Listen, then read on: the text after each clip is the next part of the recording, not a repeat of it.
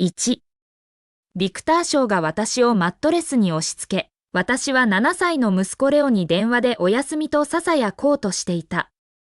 ビクターは私の分の途中で携帯を奪い、首筋に荒い息を吹きかけながら私の体にさらに深く突き立てた。俺のために叫べ、アーニャ。彼はうなるように言い、耳元で熱い息を吐いた。息子に聞かせてやれ、叫ぶんだ。私の体は震え、彼の罰のようなリズムに反応しながら、私は口をしっかりと手で覆った。ビクターが完全に満足するまで、彼が携帯電話をまるで余った骨のように私に投げ返すことはなかった。私は慌ててそれを拾い上げ、画面がすでに真っ暗になっているのを見た通話はとっくに切れていた。からかっただけさ。彼は笑いながらベルトに手を伸ばした。ねえ、お前、あの芸能ゴシップ好きだろ？今夜、超大物スターに会うんだ。お前も連れてってやるよ。ほら、ちょっとした見せびらかしにね。私はうなずき、デザイナーのベルトを締めるのを手伝ってから、すぐに何も想像の余地を残さないようなドレスに着替えた。彼の言う見せびらかしが何を意味するか、よくわかっていた。ビクターは私を会話の小道具として使いたかったのだ。私が彼の愛人になってからの長い年月、彼は常に私を利用して、彼のいやらしい男らしい自信を主張してきた。卑劣な狐。汚い娼婦。彼女を引き回してやる。これらはビクターの口から最も頻繁に出てくる得意げな宣言だった。だから私は彼について商業イベントへ行き、プロとしての無関心さをもってした。だからこそ私はあの声を、未だに記憶の最も冷たい部屋の奥深くに住み続けるあの声を、不気味なほどはっきりと聞くことができたのだ。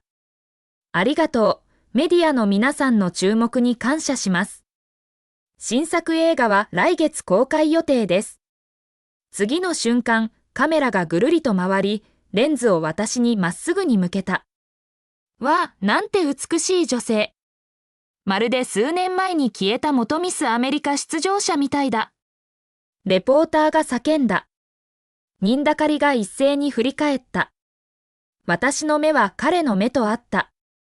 リース・カロウェイの長々としたスピーチは瞬時に喫音に変わり、マイクを握った手が宙に浮いたまま固まった。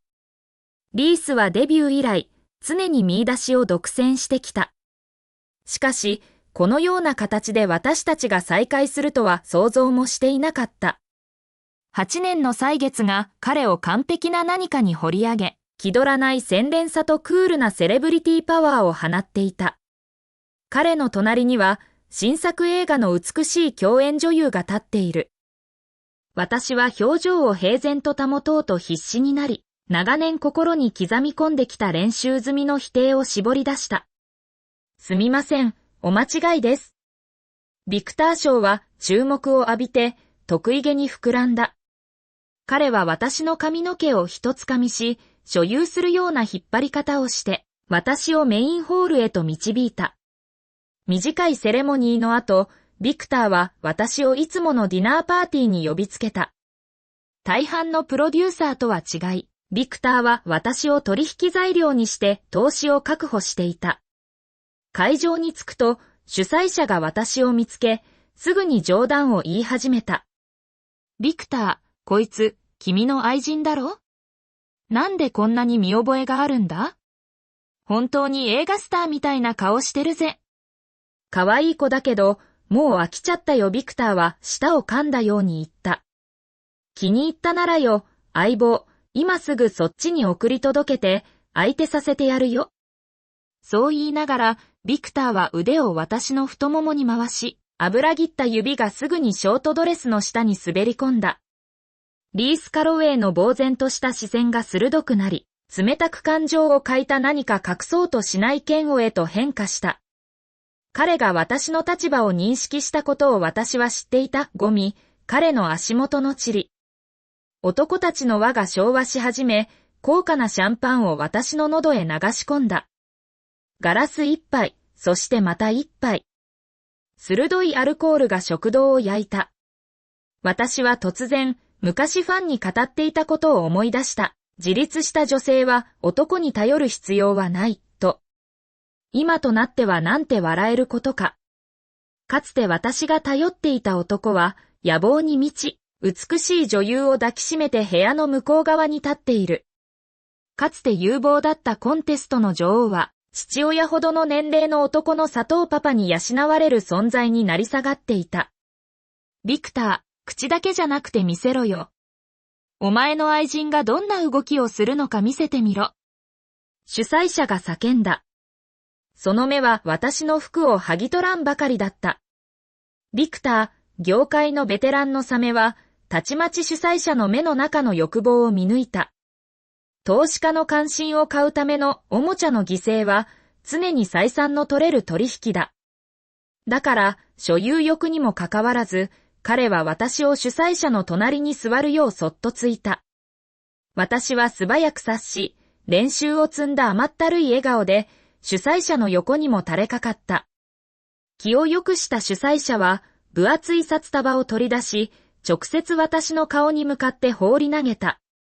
ここは暑い。涼む必要があるな。彼は吠えた。いいか、美人さん、服を1枚脱ぐごとに10枚の札だ。どうだ？部屋中が歓声に沸いた。その騒音を切り裂いた唯一の音は、リース・カロウェイがグラスを置いた重い音だけだった。私は本能的に彼の方を向いた。私の屈辱主催者の手、申し出は、リースによって余すところなく目撃されていた。彼の口元に、かすかに、物知り顔の嘲笑が浮かんだ。だから、私はゲームに乗った。お金が落ちるに任せ、素直に札を拾い上げ、デザイナーのジャケットを脱いだ。二度目、主催者は私にシルクのブラウスを脱ぐよう命じた。私は素早くボタンを外し、床に滑り落とし、レースでかろうじて覆われた豊かな胸の膨らみをあらわにした。もう隠しようがなかった。一斉に息を飲む音、男たちが唾を飲み込む音、かすかでくぐもったフラッシュのカメラ音を聞いた。三度目、ブラカスカート。しかし今回は、主催者の狙いが外れた。10ドル札の束が床一面に散らばった。私は尊厳のかけらもなくひざまずき、現金を拾い集めた。その時、リース・カロウェイが一歩前に出た。彼の磨かれた革靴が最後の100ドル札の真上に着地し、彼の目が私を貫いた。こんなゲームに必死になる愛人なんて、本当に哀れだな。彼は嘲笑した。私の頭上にぶら下がっている嘲笑を無視して、私は上を見上げ、微笑んだ。カロウェイさん、お足をどけていただけますか？リースは苦痛に満ちた数秒間ためらい、高価な靴を引き下げた。私は札を拾い上げ、ブラにするかスカートにするか決心しようとした。しかし、酔っ払った騒ぎの中を一つの声が切り裂いた。もういい。ここ1週間、パパラッチにつきまとわれてるんだ。こんなところで写真を撮られるのはごめんだ。リース・カロウェイの顔は怒りで暗くなっていた。雰囲気は一瞬でしぼんだ。すると、彼の美しい共演者、エリザ・リードが突然立ち上がり、外にいるファン数人のサインを求めるのに私に付き添ってくれるように頼んだ。男たちの視線から離れていくとき、エリザは自身の仕立てたブレザーを私の裸の肩にかけてくれた。外にはファンはいなかった。エリザは優しく私の手を取り、リースの靴で赤くなった部分を丁寧に拭った。あなた、とっても美しい。どうしてこんなことを？どうしてこのような、この嫌な男たちと、こんな風にお金を稼ぐの？私は一瞬、その女優を観察した。彼女は完璧に仕立てられたディオールのスーツを着て、静かな優雅さと安楽な生活から来る生まれ持った優越感を放っていた。彼女のような人々には、働く手足を持つ女性がなぜ汚れた金を稼ごうとするのか、理解できないだろう。どう説明できよう？私は必死に現金が必要だった。すぐに必要な現金が。7歳の息子、レオが待っていた。母は病院のベッドで、法外な医療費を私が払うのを待っていた。そしてこのすべて、一つ残らずの結果は、彼女の共演者、リース・カロウェイのおかげなのだ。アーニャ、あなたのご両親は、あなたを自分を売るだけの女に育てたんじゃない。エリザがどうやって私の本名を知ったのかはわからなかったが、彼女の声は驚くほど優しく、私が慣れ親しんできた汚らわしさや批判はみじんもなかった。彼女に言いたかった私は父親がいなかったし、母はすべてが起こった年に植物状態になった。人間のあり方を教えてくれる人は誰も残っていなかった、と。しかし、私は何も言わず、沈黙を選んだ。おそらく私の冷静さが彼女を動揺させたのだろう。エリザは突然、熱い札束を私の手に押し付けた。お家に帰りなさい。一晩中掘ってきた感情の防波堤が、ついに決壊した。私は建物から走り出て、ダンプスターの横の歩道に崩れ落ち、喉が痛くなるまで泣き叫んだ。どれだけ泣いたかわからなかった。背後でクラクションが鳴った。マイバッハの色づき窓が折り、リースの顔が現れた。乗れ。私は首を振った。いいえ、大丈夫です。リースは顔をしかめ、車を降り、私を抱き上げ、革張りの助手席に座らせた。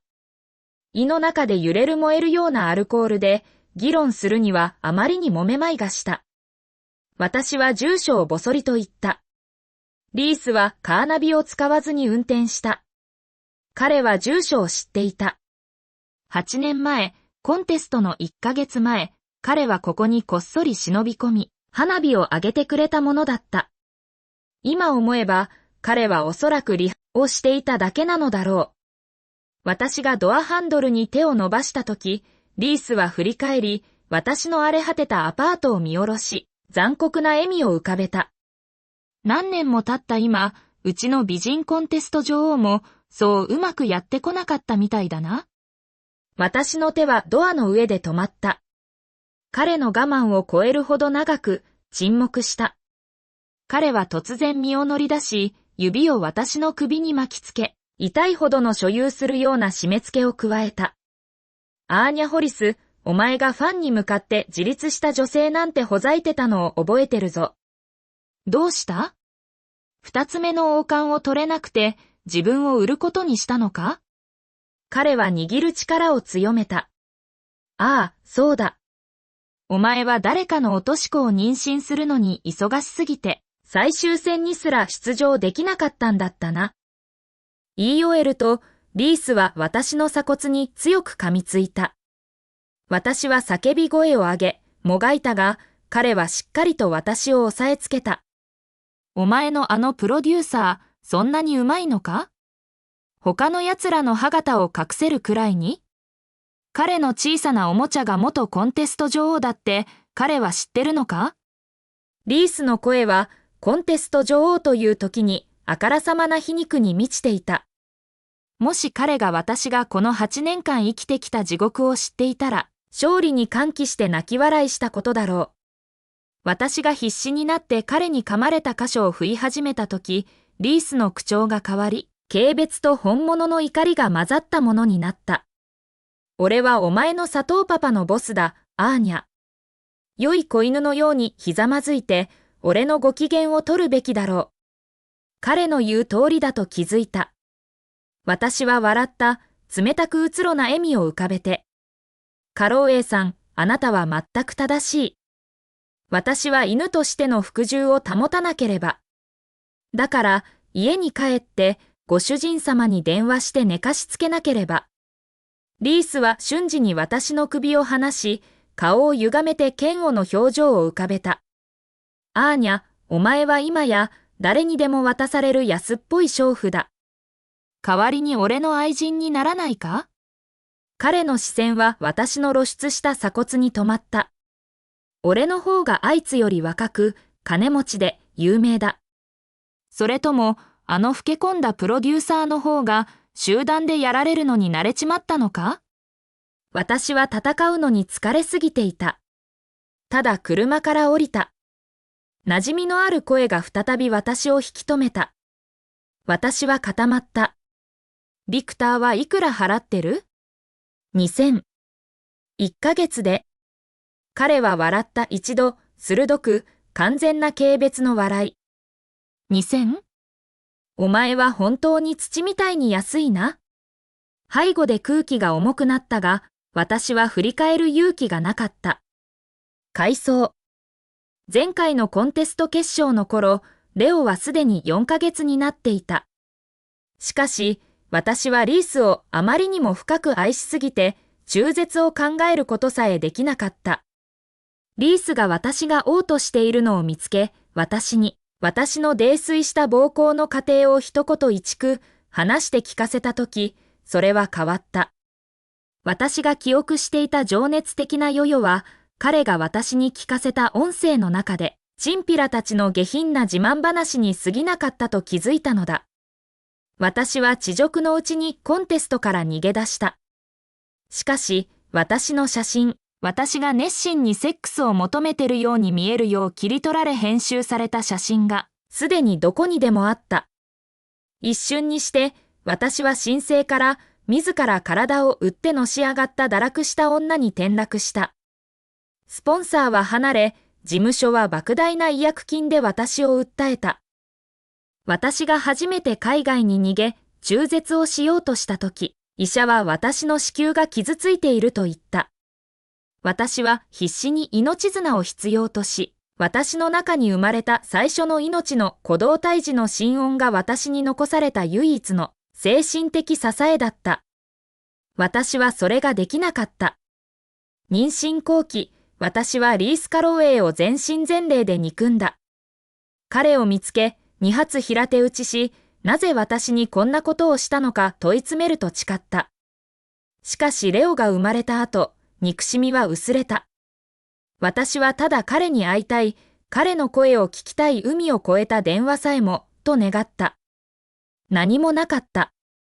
私は人を恐れるようになり、皿洗いの仕事さえまともに続けられなかった。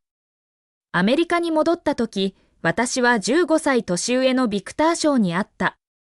彼は企業イベントでホステスをしている私を見つけ、金が必要かと尋ねた。基本的な生存が贅沢になるとき、プライドや道徳は無価値だ。だから私は愛人になった。罪悪感のかけらもなく。天罰を心配しなかった。私の罰はリース・カロウェイに出会った瞬間に始まっていたのだから。リースは復讐のためだけに私と付き合っていた。なぜなら、彼の妹が私が王冠を取った年に車にはねられたからだ。彼女の名はジリアン・カロウェイ。私の最も攻撃的で野心的なコンテストのライバルだった。私が突然頭角を現す前、ジリアンは業界のお気に入りで、人気を維持するために整形手術さえしていた。黒人ファンに背が低すぎると言われたとき、彼女は身長を伸ばすために足を骨折させた。審査員に顔がぽっちゃりしてると言われたとき、彼女は飢えた。しかし、人の夢は常に他者の失敗の上に築かれる。そして私はジリアンの失敗を踏みつけた側だった。最初のオーディションから私は誰の疑いもない本命で王冠へと順調に航海していた。今でも覚えている控室でのあの光景を。ジリアンが床にひざまずき、ヒステリックに泣き叫びながら私のドレスにしがみついた。アーニャ、あのトロフィーは私のもの。私の。お願いだから返して。私は恐怖で金切り声を上げた。警備員が駆けつけて彼女を引き離そうとしたが、彼女は私を離さなかった。私と写真を撮っていたファンがうんざりし、近くの椅子をつかむと、ジリアンの体に叩きつけた。負けを受け入れられないなら、家で着せ替え人形ごっこしてろ。コンテストに何しに来たんだ？整形バカみてえなやつが私の姉貴と競えるわけないだろ。本当にムカつく。その夜、ジリアンは SNS で単にされた。醜い噂は増殖した。元首位の美人コンテスト女王は一瞬にして、誰でも蹴飛ばせる公共の見せ物、ネズミになり下がった。ジリアンはセンセーショナルなゴシップ欄に現れ始め、自滅幕な生活を送った。私は自分に言い聞かせた、自滅じゃない、必死の精神的支柱の探求なんだ、と。私のファンはそうは考えなかった。